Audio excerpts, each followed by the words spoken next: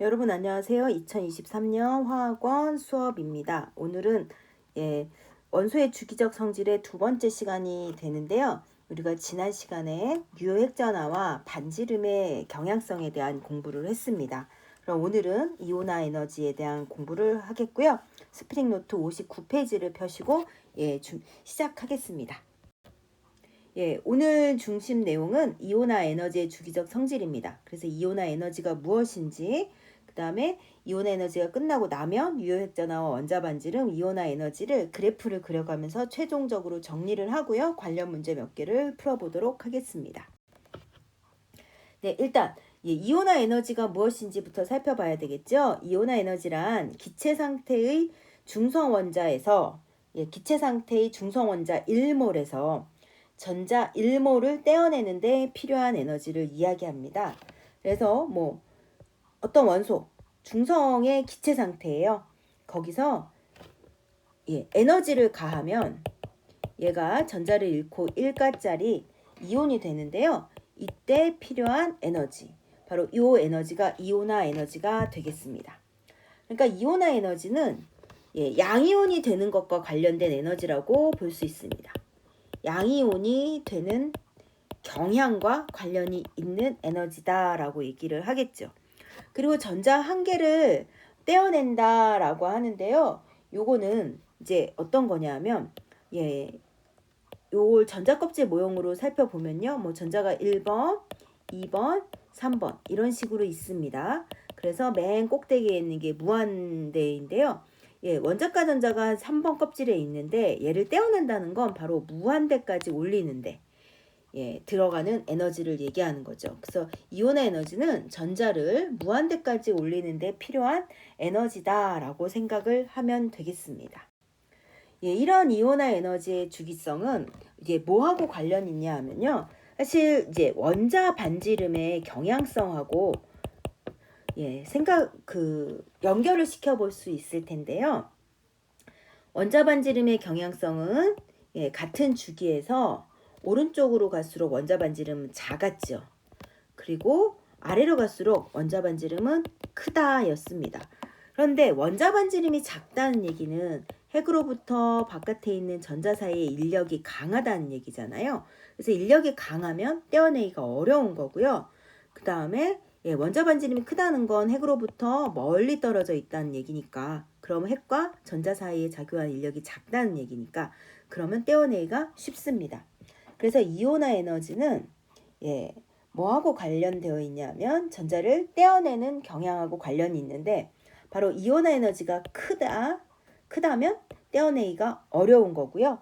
이온화 에너지가 작으면 떼어내기가 쉽습니다. 그래서 이온화 에너지가 크면 전자를 잃기 어렵다. 그리고 이렇게 이온화 에너지가 큰가 작은가 하고는 원자 반지름하고 연결되어 있는 성질이다라고 생각을 할 수 있는 거죠. 그래서 한번 볼게요. 같은 주기예요. 같은 주기로 갈수록 같은 주기에서 원자 번호가 증가하면 바로 유효핵전화가 증가하게 되죠. 유효핵전화가 증가하면 원자 반지름이 작아지게 됩니다. 원자 반지름이 작으면 핵에서부터 전자를 떼어내기가 어려워지죠. 그래서 이온화 에너지가 대체로 증가하게 됩니다. 증가. 여기 대체로라고 하는 거 잘 기억을 합시다. 그래서 같은 주기에서는 이렇게 갈수록 이온화 에너지는 증가합니다 라고 얘기할 수 있습니다. 그 다음에 같은 족에서는 원자 번호가 증가할수록요. 같은 족에서 이제 아래로 내려갈수록 얘기하는 겁니다. 같은 족에서는 원자 번호가 증가하면 전자 껍질 수가 증가하죠. 그래서 반지름이 커지고, 원자 반지름이 크면 전자와 원자핵 사이의 인력이 작아지게 됩니다. 그래서 떼어내기가 쉽습니다. 떼어내기가 쉬우니까 이온 에너지는 작다라고 얘기할 수 있죠. 그걸 그래프로 그려본 게 이 그래프입니다. 60페이지. 지금 리튬부터 네온까지는 2주기예요. 2주기 원소. 근데 같은 주기라면요. 이쪽으로 갈수록 반지름이 작아지잖아요. 반지름이 작아지니까 이쪽으로 갈수록 이온화 에너지는 크다라고 할 수 있죠. 그래서 지금 이온화 에너지의 경향성을 보면 같은 주기에서 이렇게 원자 번호가 증가할수록 커지는 걸 볼 수가 있습니다. 3주기도 마찬가지입니다. 나트륨부터 아르곤 3주기죠. 3주기. 그래서 같은 주기에서는 이렇게 원자 번호가 클수록 이온화 에너지가 증가하는 걸 볼 수 있습니다. 그리고요. 같은 족을 볼게요. 어느 게 보기 쉬우냐 하면 여기 보면 리튬 있습니다. 리튬이 여기 있고요. 그 다음에 나트륨 여기 있고요. 그 다음에 칼륨이 있습니다. 잘 보이진 않지만 이렇게 갈수록 같은 족입니다. 같은 족에서 원자 번호가 증가할수록 이온의 에너지가 작아지는 걸 볼 수가 있습니다. 여기서 잘 구분이 안 돼서요. 이걸로 한번 다시 볼게요. 플로린, 염소. 같은 족인데 원자 번호가 클수록 이온의 에너지가 이렇게 감소하는 걸 볼 수가 있죠. 근데 이 그래프에서 여러분이 좀 주의해야 할 게 바로 어디냐 하면요. 바로 요 지점입니다. 이거 한번 지우고 시작할게요. 이거 한번 지워보겠습니다. 이온화 에너지가 같은 주기에서 보면 같은 주기에서 보면 이렇게 증가하는데 예외인 부분이 있어요. 이 부분 예외. 대체로 증가. 그런데 증가했다 감소하는 부분이 있는데 바로 2족에서 13족으로 갈 때요. 그 다음에 15족에서 16족으로 갈 때. 3주기도 마찬가지입니다. 2족에서 13족 갈 때, 그 다음에 5족에서 16족 갈 때 원래 증가하면 이렇게 증가해야 되죠. 증가해야 되는데 이게 약간 감소하는, 그래서 경향성에서 벗어나는 부분이 있습니다. 바로 이 경향성에서 벗어나는 부분이 매우 중요합니다. 경향성에서 벗어나는 부분. 시험 문제에 되게 많이 나오는 부분이거든요. 그래서 이렇게 예외성에서 벗어나는 부분을 여러분이 잘 기억해야 되는데요. 예외성에서 이제 벗어나는 이유가 있습니다. 이온화 에너지의 예외성이라고 그러는데요. 같은 주기에서 원자 번호가 커질수록 이온화 에너지가 대체로 증가하지만 13족, 2족에서 13족으로 갔을 때 이렇게 감소하고요. 15족에서 16족으로 갈 때 이렇게 감소합니다. 근데 이제 감소할 때요. 주의점. 여기가 1족이고요. 2족이에요. 그럼 2족보다 13족이 작은데 이 13족은 2족보다 작은 거지 1족보다 더 작지는 않습니다. 15족도 마찬가지입니다. 14족에서 15족 갈 때 증가하지요. 근데 16족에서 감소해요. 감소하는데 15족보다는 작은 거지 다른 족보다 더 작진 않습니다. 이렇게 감소합니다. 그럼 왜 감소하느냐? 일단 두 경우가 감소하는 이유를 설명하는 게 이제 다른 건데요. 일단 2족에서 13족으로 갈게요. 2족 같은 경우는 NS에 2개가 있는 게 2족이에요. 그리고 13족은 NS에 2개가 있고 NP에 하나가 있는 거거든요. 이때 이온화 에너지란 2족은 원자과 전자에 있는 S에서 전자를 하나 떼어내는 거고 13족의 경우에는 원자과 전자가 P에 있는 애를 떼어내는 거거든요. 그런데 2족은 S 오비탈에 전자가 있는 걸 떼어내야 돼요. 어떠한 오비탈이 전자가 가득 차 있으면 얘가 좀 안정합니다. 그래서 이제 2족 같은 경우 이렇게 가득 차 있는 S 오비탈에서 전자를 떼어내야 되는 상황인 거고요. 반면에 13족인 경우는 같은 2번 껍질이긴 하지만 P 오비탈에 전자가 있어요. 얘를 떼어내는 거예요. 그런데 1s보다 2s가, 그 다음 2s보다는 2p 오비탈의 에너지 준위가 높습니다. 그러면 하나는 2s에서 떼어내는 거고요. 하나는 2p에서 떼어내는 건데 떼어내는 건 모두 무한대로 보내는 거죠. 근데 S보다 P의 에너지 준위가 더 높아요. 그러니까 S에서 있는 전자를 떼어낼 때 필요한 에너지랑 P에 있는 전자에서 전자를 떼어낼 때 필요한 에너지를 비교해보면 바로 P가 에너지 준위가 더 높기 때문에 얘가 무한대까지 보내는데 필요한 에너지가 더 작아집니다. 그렇기 때문에 13족의 경우에는 이 S에 있는 전자를 떼어내는 것보다 P에 있는 전자를 떼어내는 게 조금 더 에너지가 적게 필요하기 때문에 이온화 에너지가 더 작아진다라는 것으로 설명을 하고 있습니다. 반면에 15족하고 16족이 예외가 벗어나는 이유는요. 15족 같은 경우는 NS에 2개, NP에 3개가 있는 경우인데요. 그 P의 3개가 훈투의 규칙에 의해서 각각 오비탈에 전자가 하나씩 들어가 있는 게 바로 이제 15족입니다.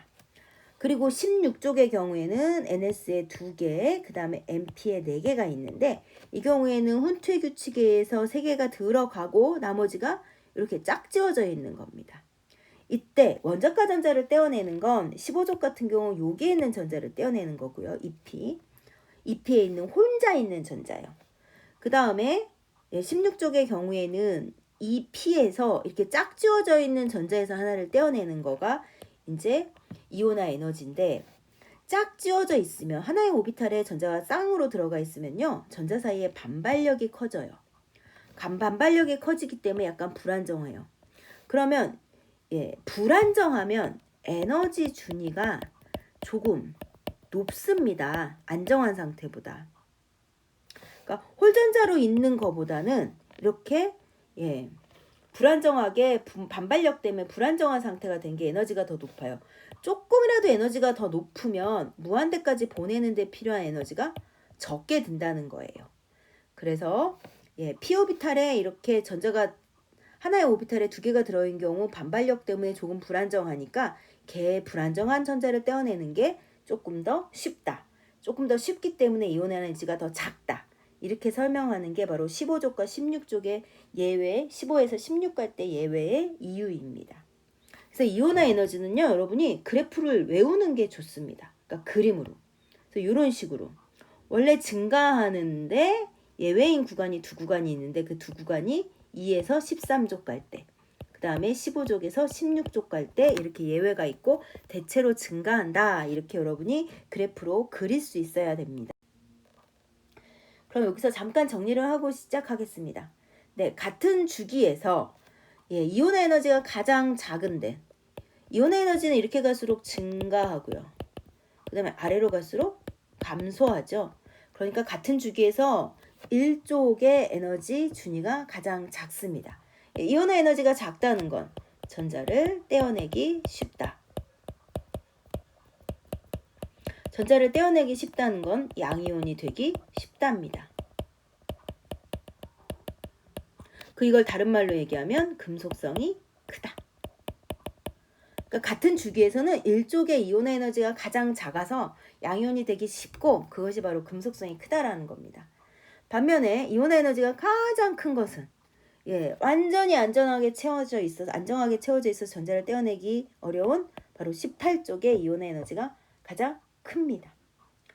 그 다음에 이온화 에너지는 양이온이 되기 쉬운가 어려운가를 보여주는 것이다 라고 얘기했죠.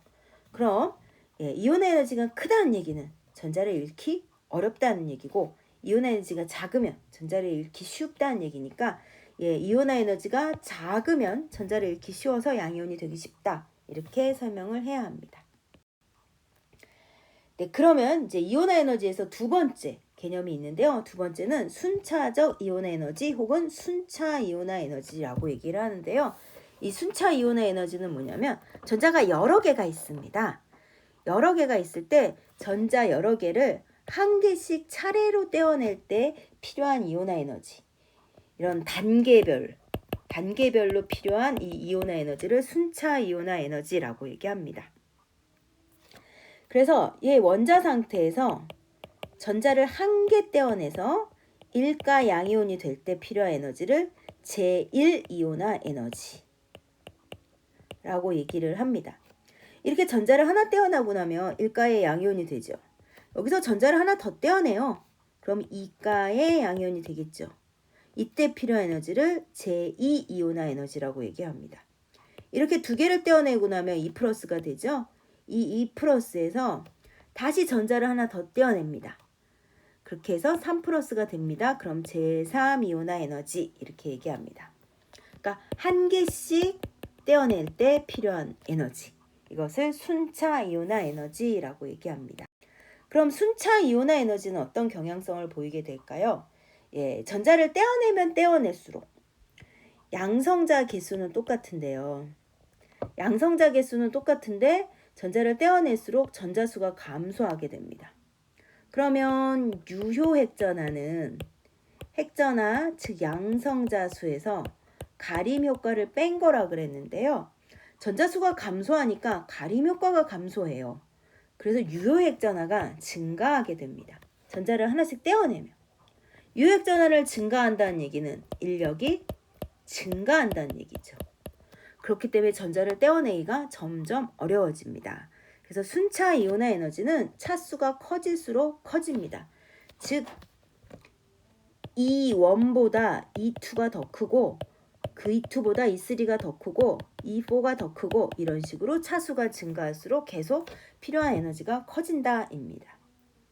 그래서 지금 세 가지가 나와 있는데요. 나트륨, 마그네슘, 알루미늄 세 가지가 나오는데 이게 순차 이온 에너지입니다. 1, 2, 3, 4. 그래서 496에 4562, 6912 이렇게 증가하게 되죠. 마그네슘도 마찬가지입니다. 738, 7415, 7451, 7733 이런 식으로.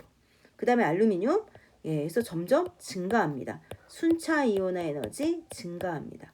그런데 이런 순차 에너지에서 증가할 때요. 급격하게 증가하는 부분이 있어요. 나트륨 한번 볼게요. E1에서 E2, 그러니까 첫 번째 전자를 떼어내고 두 번째 전자를 떼어낼 때 거의 10배가량 증가해요. 그 다음 마그네슘도요. 하나 떼어내고 두 개 떼어내고 세 번째 거 떼어낼 때 거의 6배, 7개가 증가하게 됩니다. 그 다음에 알루미늄의 경우에는 세 번째 거 떼어내고 네 번째 거 떼어낼 때 거의 5배가량 증가합니다. 이렇게 급격히 증가하는 건 바로 무엇이냐? 이게 원자과 전자가요. 예를 들어 핵이 있었어요. 원자과 전자가 바깥에 하나예요. 그러면 이걸 떼어내고 나면 원자과 전자를 떼어내고 나면 그 다음 전자는 안쪽 껍질에 있는 전자를 떼어내야 됩니다.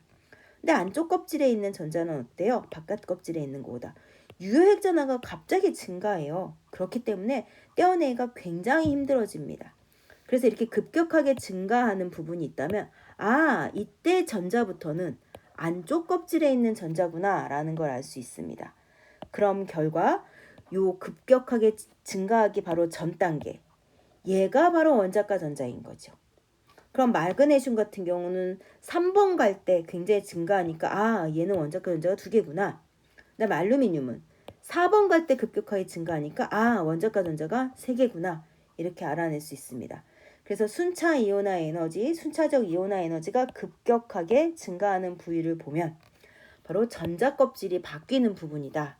그래서 우리는 이걸 보고 원자과 전자의 수를 알아낼 수 있다입니다. 참고로 이 데이터에서 여러분들이 좀 눈여겨봐야 할 데이터가 하나 더 있는데요. 바로 요거입니다. 요 첫 번째 이온화 에너지. 요거 볼게요. 이게 이제 우리가 보통 이야기하는 이온화 에너지거든요. 좀 전에 얘기했던 거 전자를 하나 떼어낼 때 필요한 에너지. 어때요? 1족보다 2족이 크죠. 근데 13족 작아집니다. 그래서 1족, 2족, 13족 바로 예외인 거. 요 크기를 보고도 여러분이 알아낼 수 있습니다. 이렇게 해서 우리가 이온화 에너지에서 순차 이온화 에너지까지 살펴봤고요. 그 다음 60페이지 마지막. 근데 사실 이거는 좀 참고입니다. 교과서에 나오지 않고요. 이 전기음성도라고 하는 건 나중에 큰 대단원 3단원, 그러니까 2학기 때 한번 나오거든요. 그때 중요하게 다루는데 여기서 그냥 잠깐 이런 게 있구나 정도만 보고 지나가도록 하겠습니다. 전기음성도라는요. 공유결합을 해요. 예를 들어 수소하고 수소가 이렇게 공유결합을 형성을 합니다. 이때 공유 전자쌍을 끌어당기는 능력을 상대적인 수치로 나타낸 것 얘기합니다. 그러니까 핵이 전자를 얼마나 끌어당기고 있느냐 이런 거예요. 예를 들어 HCl이 있습니다. H하고 Cl이 이렇게 공유결합을 해요. 그랬을 때 이 공유 전자쌍을 잡아당기는 능력이 원자마다 다르다는 겁니다. 그것을 전기음성도라고 얘기하는데 전기음성도는 대체로 오른쪽 위로 할수록 증가한다. 이 정도로만 생각을 하고 있으면 되겠습니다. 요거는 이제 나중에 한번 더 나오니까요. 그때 가서 다시 한번 이야기를 하도록 하겠습니다. 예, 그러면 지금까지 공부한 순차 이온화 에너지까지도 여러분이 한번 정리를 해보도록 합시다. 1번. 이온화 에너지는 원자핵과 전자 사이에 작용하는 인력이 강할수록 이온화 에너지는 전자를 떼어내는 것과 관련되어 있는 에너지라 그랬어요. 그래서 이온화 에너지는 전자를 떼어낼 때 필요한 에너지입니다. 그러니까 핵이 있고 전자가 있는데 얘네들 사이에 인력이 강하면 떼어내기가 어려워요. 떼어내기가 어렵다는 얘기는 이온 에너지가 크다. 그래서 크다입니다. 그 다음에 다음 원자의 이온화 에너지 크기를 비교해서 나타내봐라 했어요. 헬륨, 네온, 아르곤. 같은 족이네요. 같은 족에서는 아래로 갈수록 껍질 수가 증가하니까 이온화 에너지가 작다죠. 그래서 헬륨, 그 다음에 네온, 아르곤으로 갈수록 이온 에너지는 작아집니다. 그 다음에 BCN. BCN은 같은 주기예요. 같은 주기에서는 이렇게 갈수록 이온 에너지가 증가하죠. 그래서 BCN으로 갈수록 증가합니다. 단 예외가 있는데 어디요? 이쪽에서 베릴륨에서 붕소 갈 때, 그 다음에 질소에서 산소 갈 때는 예외인데 여기는 해당 사항 없죠? 그래서 BCN으로 갈수록 증가합니다. 이렇게 해서 우리 이제 유효액전화, 원자 반지름, 그 다음에 순차적 이온화 에너지까지 했는데요. 요거 다시 한번 그림으로 정리를 해보도록 하겠습니다. 유효액전화는 오른쪽으로 갈수록 증가합니다. 그래서 같은 주기에서요. 요거 2주기고요. 요거 3주기죠. 같은 주기에서 이렇게 원자 번호가 클수록 증가하게 됩니다. 그 다음에 아래로 내려갈수록 증가하게 돼요. 그래서 2주기보다는 3주기의 유효액전화가 큽니다. 그 다음에 두 번째 원자 반지름이요. 원자 반지름은 오른쪽으로 갈수록 작다. 아래로 갈수록 크다. 이렇게 나오죠. 그래서 2주기, 3주기 파란색, 2주기 주황색, 3주기인데 같은 주기에서 점점 작아지는 거 볼 수 있습니다. 그 다음에 같은 족의 경우 리튬에서 나트륨, 그 다음 베릴륨, 마그네슘, 붕소, 알루미늄 이런 애들 원자 번호가 클수록 더 크다라는 거 볼 수 있죠. 그 다음에 이제 이게 중요합니다. 이온화 에너지는 같은 주기에서 오른쪽으로 갈수록 대체로 증가하고 아래로 갈수록 감소합니다.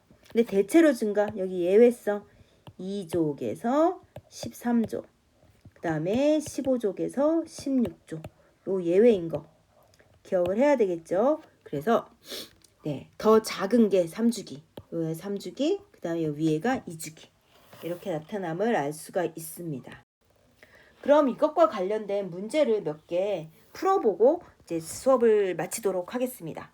62페이지에 문제 2번 있는데요. 요거 한번 풀어볼게요.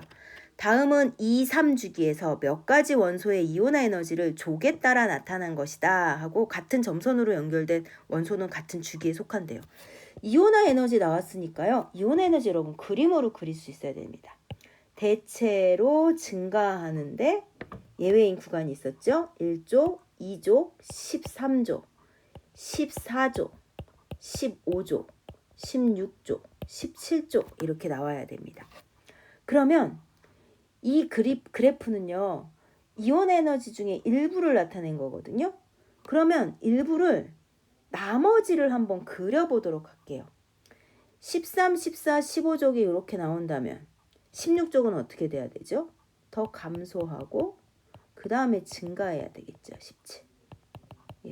그래서 요 빨간색에서 요렇게 되는 게 같은 주기예요. 이 그림이 이렇게 나와야 되니까. 그 다음에 16, 17, 18. 16, 17, 18 여기도 한번 볼게요. 그러면 얘랑 연결되는 그래프는 15족이 더 커야 되고요. 그 다음은 감소하게 되겠죠. 그래서 지금 A가 있는 주기하고 BC가 있는 주기가 서로 달라요. 그래서 두 개의 주기를 이렇게 표현할 수 있는데 이온 에너지는 이렇게 갈수록 증가하고 아래로 갈수록 감소하죠. 그럼 두 개의 그래프 중에 아래에 있는 게 더 3주기, 그 다음 위에 있는 게 2주기가 됩니다. 그럼 보기에 대해서 알맞는 걸 골라봅시다. 기억. A는 2주기이냐 했는데 A는 3주기죠. 그러니까 이거 틀렸습니다. 3주기. 그 다음에 B의 이온화 에너지. B의 이온화 에너지는 같은 주기의 15족보다 크다가 아니라 15족에서 16족으로 갈수록 작아지게 되죠. 그러니까 이거 크다가 아니라 작다 하고 나옵니다. 그 다음에 원자 반지름은 B에서 B가 C보다 크다 했는데 원자 반지름의 주기성. 같은 주기에서는 이렇게 갈수록 원자 반지름은 작아지게 됩니다. 그러면 B보다 C가 더 이쪽 원자 번호가 큰 애니까요. C가 더 작아야 되겠죠. 그래서 디귿은 맞는 얘기입니다. 그 다음에 문제 3번. 그림은 원소 A부터 D의 제1이온화 에너지와 제2이온화 에너지를 나타낸 것이고요. A, D는 각각 F, 네온, 나트륨, 마그네슘입니다. 주기율표에 이거 한번 표시해 볼까요? 플루오린이 여기 17쪽이죠. 2주기. 그러면 18쪽 이렇게 네온이 있겠고요. 그 다음에 3주기로 넘어가서 여기 나트륨이 있고요. 그 다음에 여기가 마그네슘이 있는 거예요. 그럼 이온화 에너지의 주기성은 어때요? 이렇게 갈수록 이온화 에너지가 크고 오른쪽으로 올라갈수록 커요. 그럼 F, 네온, 나트륨, 마그네슘 중에 이온 에너지가 제일 큰 애 누구여야 돼요? 네온이어야 합니다. 네온. 그래서 네온의 이온화 에너지가 제일 큽니다. 그 다음에는 누가 크게 된가요? 그 다음에 플루오린이죠. 그 다음에는 마그네슘, 그 다음에는 나트륨. 이렇게 나타나게 됩니다. 네온, 플루오린, 마그네슘, 나트륨. 플루오린이랑 마그네슘이 어떻게 차이가 나는지 정확하게 알 수 없어도 F보다는 네온이 요 두 개의 크기, 그 다음에 마그네슘과 나트륨의 크기는 여러분이 비교할 수 있어야 됩니다. 그리고요, A를 한번 보세요. A는요, 어떤 애냐 하면 이온화 에너지가 제일 작아요. 근데 제2이온화 에너지는 엄청 커요. 제2이온화 에너지가 엄청 크다는 얘기는 1번 같은 경우는 바깥 껍질에 있는 전자를 떼어내는 거지만 2번 껍질 같은 경우는 안쪽 껍질로 들어간다라는 얘기죠. 그래서 얘가 1쪽인 원소입니다. 그럼 얘가 1쪽이면 결국 나트륨이라는 얘기죠. 그리고 제1이온화 에너지가 제일 큰 애 바로 D요. D가 네온이 되겠습니다. 그러면 이제 A가 나트륨이고요. 그럼 B가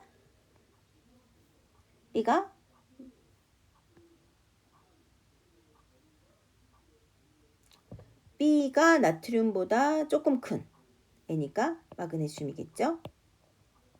그 다음에 C가 플루오린이 되고 D가 네온이 되겠습니다. 그러면 여기서 이제 대답을 해보도록 합시다. 기억. 2투분의 E3가 가장 큰 것. 2투분의 E3가 제일 큰 건 사실 절대값은 알 수 없어요. 그런데 상대값은 알 수가 있습니다. E2가 뭐 그저 그렇게 E2의 크기가 그저 그렇지만 E3가 엄청 크다는 얘기는 세 번째 거 떼어낼 때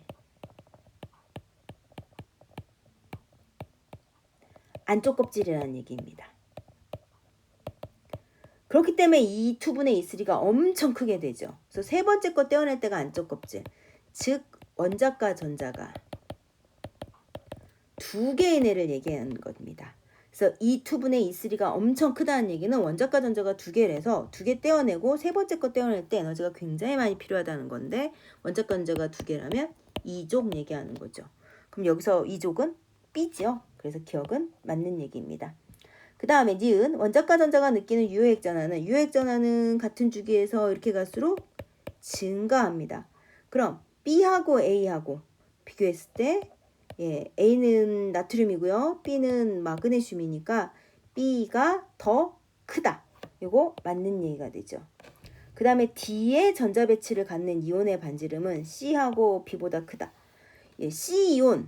C이온인데 네온하고 똑같은 전자 배치 갖는데요. 그거는 F- 얘기하는 거죠. 이게 C이온이에요.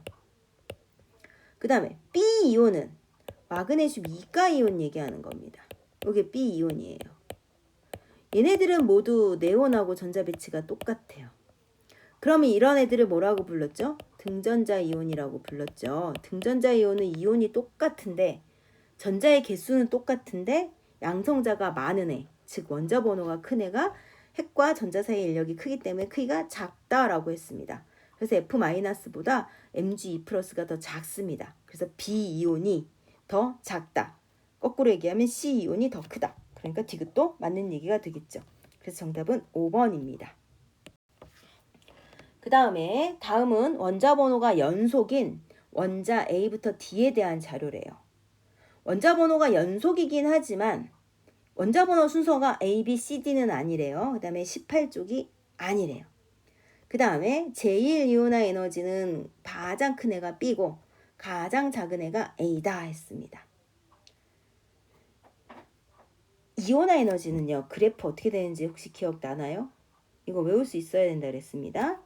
1조, 그 다음에 2조, 그 다음에 13조, 14조, 15조, 16조 이렇게 나가야 되는 거죠. 그 다음이 17조. 그래서 여기 어딘가에 연속된 원자 번호가 연속된 4개가 있다는 겁니다. 1, 2, 13, 14족일 수도 있고 2, 13, 14, 15일 수도 있고 13, 14, 15, 16 이런 식으로 될 수가 있다는 얘기죠. 이때 반지름이 가장 큰 애가 A고 가장 작은 아이가 D래요. 그럼 한번 볼게요. 원자 반지름은 원자 번호가 클수록 원자 반지름이 작다죠. 그러니까 원자 반지름이 가장 큰 애가 원자 번호가 제일 작아요. 그 다음에 원자 반지름이 가장 작은 아이가 원자 번호가 제일 큰 애예요. 그러니까 A, B, C, D는 순서대로 A가 제일 원자 번호가 작고 그 다음에 D가 원자 번호가 제일 큰 애여야 돼요. B하고 C는 순서가 어떻게 됐는지 모르지만. 그럼 볼게요. 제1이온화 에너지가 제일 큰 애는 B래요. 그 다음 가장 작은 애는 A래요. 원자 반지름이 A가 제일 작은데 A가 원자 반지름이 제일 작은 애, 즉 원자 번호가 제일 작아서 이온 에너지가 제일 작은 애인데요. 이건 반지름. 그럼 이거는 반지름은 원자 번호예요. 근데 D는 원자 번호는 제일 큰데 이온화 에너지는 누가 제일 커요? B가 제일 커요. 즉 여기서 4개의 조합인데 번호가 제일 큰 애가 이온화 에너지가 제일 크지 않다는 얘기입니다. 그런 조합이 되려면 A가 어디서부터 시작해서 어디까지 가야 되죠? 만약에 1쪽부터 시작해서 A, B, C, D 뭐 B, C는 모르겠지만 A고 D라면 D는 원자 번호가 제일 큰데 이온화 에너지도 제일 크죠. 그러니까 A는 1쪽부터 시작하는 아이는 아니에요. A가 2쪽부터 시작하면 A, D가 돼요. 그럼 D가 원자 번호가 제일 큰데 이온화 에너지도 제일 크죠. 그러니까 이것도 아니에요. 그럼 13쪽부터 시작을 해볼까요? A, 띵띵, D. D는 원자는 제일 큰데 원자 번호는 제일 큰데 이온화 에너지 제일 큰 애 아니죠. 그러니까 요 조합이 바로 A, D 이런 조합이 된다는 겁니다. 얘가 A고요. 얘가 D예요. 그럼 이온화 에너지 제일 큰 15족이 B가 되는 거고 그리고 14족이 C가 되겠죠. 그래서 A, B, C, D는 A는 2주기 13족, 즉 붕소예요. 그 다음에 B는 2주기 15족, 바로 질소가 되고요. C는 2주기 14족인 탄소가 됩니다. 그 다음에 D는 2주기 16족인 산소가 되죠. 이렇게 해서 A, B, C, D가 붕소, 질소, 탄소, 산소인 걸 알아낼 수 있습니다.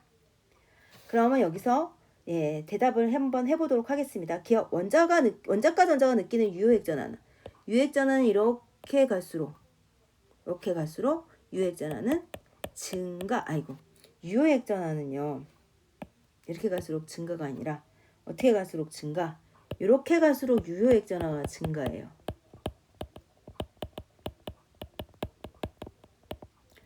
그러면 D가 B보다 원자 번호가 더 크니까 D의 유효액 전하가 더 크다. 이거 맞죠? 그 다음에 홀전자수요. 홀전자수는 붕소 10, 1, 2, 3, 2, 1, 0. 이거 여러분 외우죠? 그래서 홀전자 붕소는 1개, 질소는 3개, 탄소는 2개, 산소는 2개.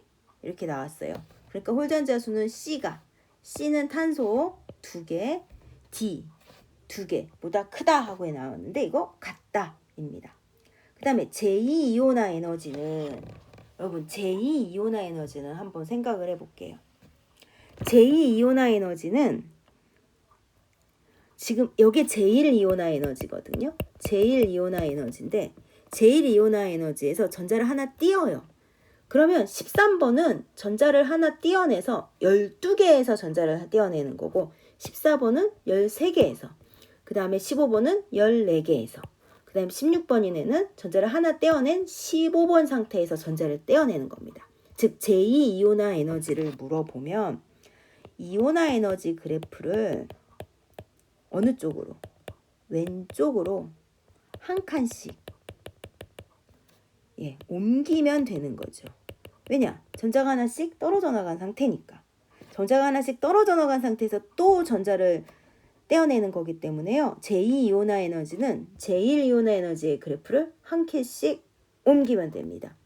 그럼 D는 원래 제1이온화 에너지가 이제 16족이었는데요. 얘가 전자를 하나 떼어내면 15족 같은 전자 배치를 가지게 되는 거예요. 그러면 15족, 14족, 13족, 2족 요렇게가 A, B, C, D의 제2이온화 에너지가 되는 거죠. 이렇게. 그러니까 여기서 제일 큰 애는 D의 제2이온화 에너지가 제일 크다. 요거 맞는 얘기가 됩니다. 그래서 정답은 기억 디귿이 됩니다. 지금까지 이온화 에너지와 관련된 문제 3개를 풀어봤는데요. 이 이온화 에너지 문제를 풀려면 이온화 에너지의 그래프를 여러분들이 자유자재로 그리고 그거를 해석할 수 있어야 합니다.